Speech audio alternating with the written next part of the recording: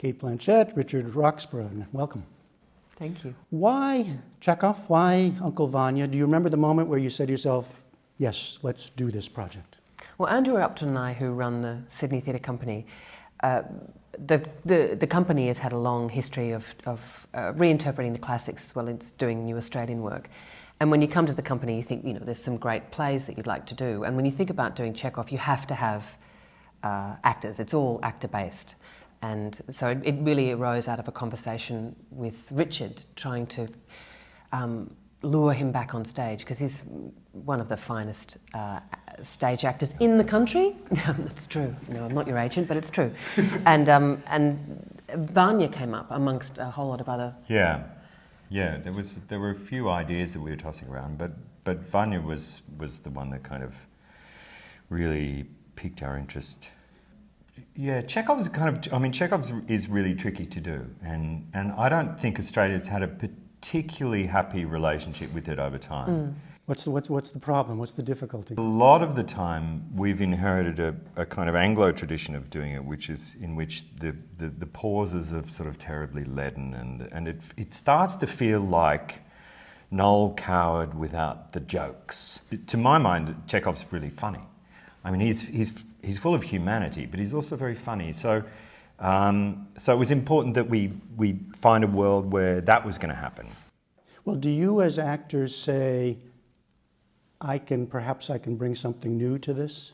I think it begins with the adaptation in the end. And Andrew Upton adapted it, and he's a fine adapter of. And as we were sort of talking about before we started recording, was the difference between translation of a foreign work and an adaptation. An adaptation is done for a group of people with a director, and to try and bring fresh life, but to get as close to the original as possible. And Thomas Asher, who's one of the greatest interpreters of Chekhov, and we're very fortunate that he's directed the production, he gave a direction to Andrew at the beginning to say that that Chekhov was brutal, funny but brutal. That people say you're fat, you're old, you're ugly, and we often inherit these very florid English interpretations of his work, and he wanted it to be like a pebble thrown into a pond, and he said it creates ripples, but the adaptation shouldn't be the ripples. You've got to write the stone being dropped in the pond, and the actors interpret the ripples. So it's a very plain, spare, brutal adaptation. And that means for you as an actor? It means that there's no kind of distance in a way between the audience and what you're giving them. So I guess the humanity of the thing is exposed, and it doesn't feel like that you're watching something of an antiquity or something of a museum piece. It's an immediate production. And I think it is brutal. I mean, what's important is that the fun and vivacity of Chekhov, which is really strong and really evident. He's Russian. Those people are fun. They're full of life. But what it means is that the highs are very high, and then when it falls away in Acts 3 and 4, there's a long way to go. You can't help but say, this is not like the big sort of epic story that we're used to in much of our entertainment world. It's a country estate. They're sitting around moaning a lot of the time, right? But it's very easy to make Chekhov very small, and it's epic. It's an epic. You feel it's epic. Well, they're epic moments in people's very small domestic lives, and I think that's the balance is opening up the time spent with those people. And having Thomas Asher direct it, he's really encouraged us to go into those silences, into what he calls the stupid pauses in life, where we're always wanting to fill moments, and he's wanting to empty all of those moments out. So you get these moments where he loved the moments when, as actors, we're thinking, my God, this pause is going on for so long, and we all start feeling incredibly awkward. Yeah. And he loved that, and would kind of busk with that and say, see where you were there when you all felt the worst that you've ever felt. That was great. You mean he wanted even to be longer?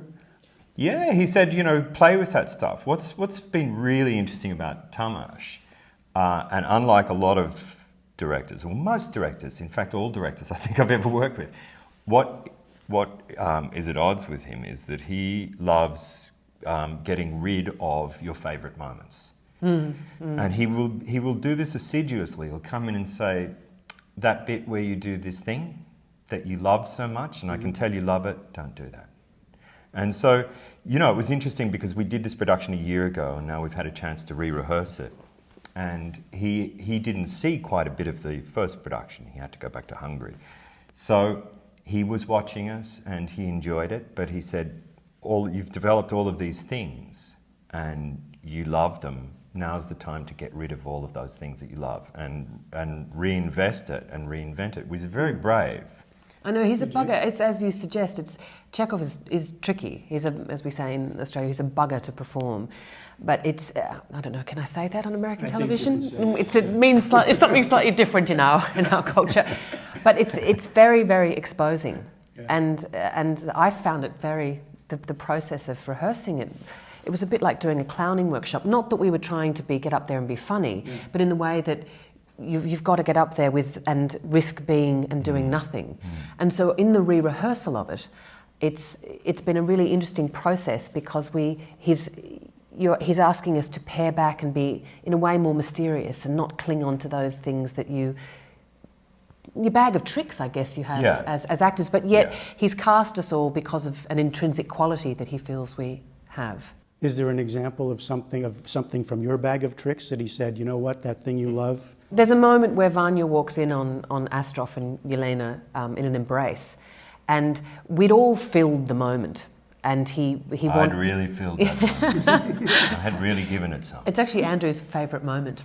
Was it? The way you're able to hover on that sort of terrible it's precipice. Not there anymore. It's gone. Well, you're behind me, so I can't see it. But he wanted us to be very mysterious in that moment and to not explain for the audience how the characters were feeling. And he said that's when the audience wants to leap up on stage because they interpret and explain the moment really and understand the moment through their own prism of experience rather than what they're being. It's not described by the actors. So in a way, it's kind of it's almost like when you read a book and you paint the characters yourself, you picture everything yourself. So I guess in the history of in my history of watching Chekhov and the interpretation of it in Australia, for instance, or even in the UK. A lot of the time when the pauses arrive, those famous Chekhovian pauses that there's so much talk about, they're invested with a solemnity or something that's apropos of something that's just happened. And so they tend to be very grave, or they're about a person thinking deeply about what's just occurred. Whereas for Tamas, it's like, no, you just got to stumble into the middle of something and everybody forgot what to talk about. Yeah. So you're just there. Which is more like real life. It's more like life, and it also, I think then as the audience, you're called upon to interpret yourself, to paint your own thing about what's that moment about. And so, I love that about it. I saw you last year in Streetcar Named Desire when you were here in Washington, and I'm thinking about that, I'm thinking about Uncle Vanya and about what you're doing with the company, with the classics. What's the trick for reinterpreting or representing classics to a contemporary audience, to make them still have life? I think in the end there has to be an element of zeitgeist in programming, but it can't be too fashionable. And I mean, it's wonderful to have Andrew at the helm of the company because he's such a wonderful reinterpreter of it. And I think what we've been very fortunate with, say with Streetcar and now with Uncle Vanya, is having two very distinct voices, directorial voices, at the helm of both of those productions. Liv Ullmann interpreting obviously a much loved Streetcar, and now Tamas Asher doing Uncle Vanya. And I think it's through the connection between a foreign work, a foreign director, and a wonderful Australian cast. And I think Australian actors are very, if you can say anything about us really, I think we're very open as performers. And so I think we leapt into that opportunity. And so it hasn't just been a dialogue with the classic work. The work has been reinterpreted through sort of an external eye. But again, Streetcar, I mean, I've seen that everybody's seen that so many times. The movie, I've seen productions of it, and then there you are, or Uncle Vanya, or any of these. And then you have to say, somehow it's new. You have to leave your preconceptions at the door. There's a lot of baggage that comes with certain roles, in particular, and Blanche is no exception.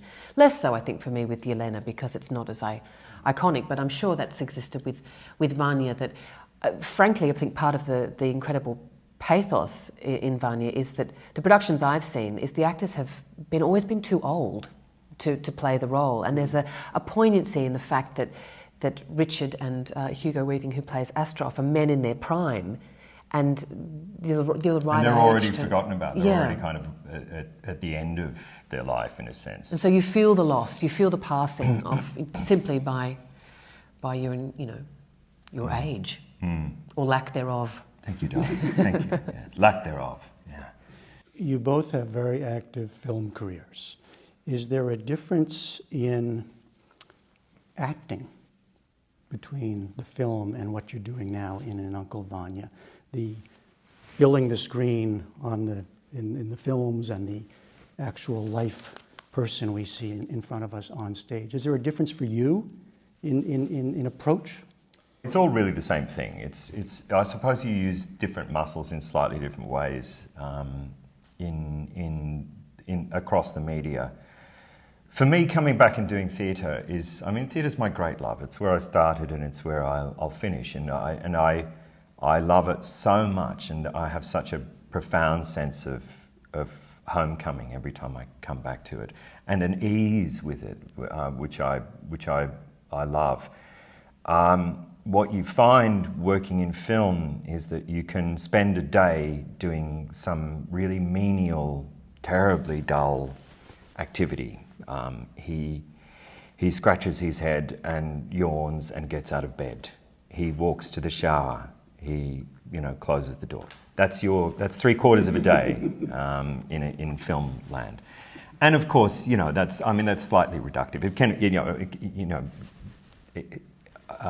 all put together, it can be fantastic. But in terms of acting itself, there's nothing for me that is as wonderful and as frankly as nourishing as doing film, as doing theatre. Theatre gives back to you because you get to do it, the big thing every night, the big thing, and all of it, and that's very good for your skills as well. I've seen where you've referred to yourself as a theatre geek. I'm just a geek generally. Look, we both went to the same drama school, and obviously that's what we trained to do. And when we're a country of 21 million people, but still the film industry is potent as it is. It's a cottage industry, and so I certainly didn't have any expectation that I would even make a film, nor really any ambition. And so maybe that's really not even ambition. No. I mean, I one of the first things I did when I got out of drama school was I was working opposite Geoffrey Rush in a production of Oleana, which was a play that hit an audience talk about zeitgeist. I mean, at the perfect timing, and it was one of the most powerful foyer experiences that I've ever had with an audience. It was, and I thought, this is actually really important. It's a socially important enterprise, putting on a play, and that doesn't always happen. But that's what you're always trying to do, and it's very immediate.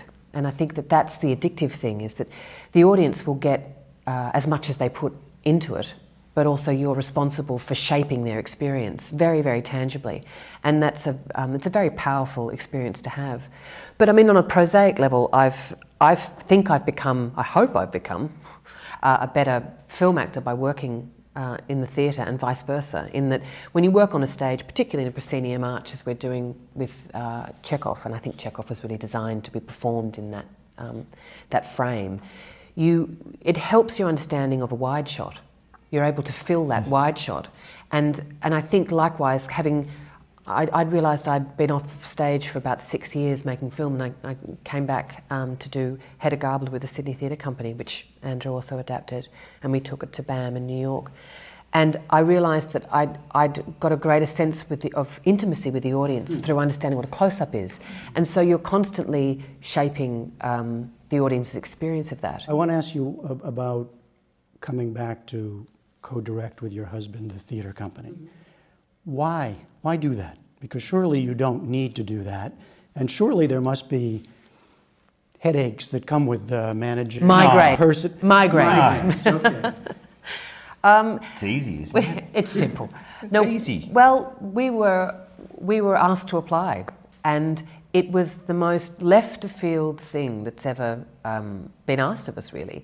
And we were so shocked by the request to apply for the job that it made us ask. We had the most fascinating discussion with each other that we were up all night talking about the potential and what could be done, and then we got frightened and we thought, well, if we don't apply, it'll just be cowardice, and then we got the job. And I think what was great, I hope was great, was that we'd been outside the country for a decade living in the UK, and so we had a sense of objectivity about the city of Sydney and the company's potential place within the city, and it had been cut adrift somewhat.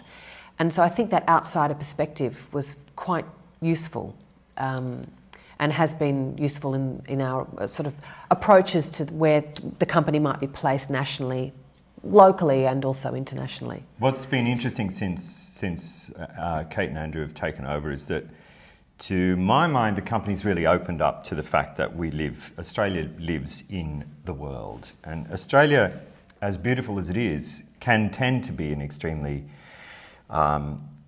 insular environment. And so what's happened is that, you know, it feels that the company's opened up and it's internationalized in a way, so that for the first time, really, to my mind, people like Tamas Asher can be invited in to come and direct something, and it's an acceptance of the fact that we're a global community, and there's no point in hiding from that anymore. It is what it is, and that's a good thing, and a thing to be embraced, and for the first time that's happened in Australia, and I think it's really wonderful, because having a director like Tamas Asher come in, okay, in Australia directors can be very kind of we have some wonderful directors, but they really, you get cosseted and mollycoddled as an actor. You get told, look, that was wonderful, that was terrific, but maybe could you think about trying it like this? Just if that's okay with you. What we have in the form of Tamas Asher is a director from an old sort of European tradition who will stand and say to an older actor in the company, he'll say, when you do this moment, you shouldn't do it like that. It looks stupid. Come on instead and say this, and and this is terribly challenging to actors, because that just doesn't happen. But it's been so good for us because it's a broom and it sweeps your stuff away. I have to ask you finally, because you've talked so much about Australia. What is it about Australia that has generated so many wonderful actors, so many of our biggest stars? I think it's just that most people in Australia now are actors. So it's a numbers game. Most people are actors over there. Is that how it feels? Yeah. But the interesting thing about Australia is and something that Andrew and I were very passionate about when we came to the company, was that in the performing arts, we export a lot of individuals, a lot of successful individuals, and we were very passionate about exporting ensembles, which is part of the endeavour of taking something like Streetcar to New York and Washington and bringing Uncle Vanya back over here, and we're part of the Cultural Olympiad. We're taking a production of Botto Strauss's Gross and Klein to Vienna, Recklinghausen, London and Paris next year in a new adaptation by Martin Krimp. And so it's about getting that whole group out together, so you can get a sense of the whole rather than individual achievement, which is fantastic and should be celebrated and encouraged. But I think we're quite adventurous as performers, and I don't think we're not polite. I don't think we have for better or for worse, we don't have a sense of boundaries or boxes that we should be in. And I think that's what makes, I think, people curious about Australian performers, is you're not able to pigeonhole people as clearly. We somehow sit between or understand American culture and English culture, but we're something other. So I think it's in that something other that provides that open space to become something unique. All right, Cate Blanchett, Richard Roxburgh. Thanks for talking to us. Thank you.